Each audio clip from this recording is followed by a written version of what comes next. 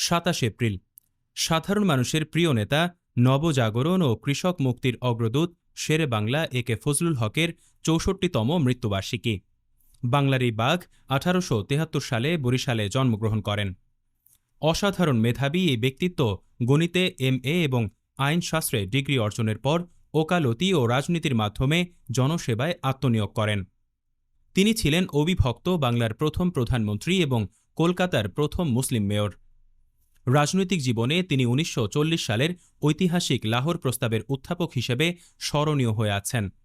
তবে তার শ্রেষ্ঠ পরিচয়, তিনি ছিলেন শোষিত কৃষককুলের ত্রাণকর্তা।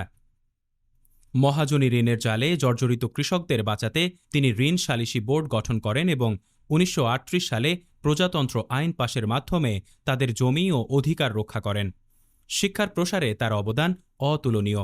ইডেন কলেজ, ফজলুল হক মুসলিম হল সহ অসংখ্য শিক্ষা প্রতিষ্ঠানের সঙ্গে তার নাম জড়িয়ে আছে।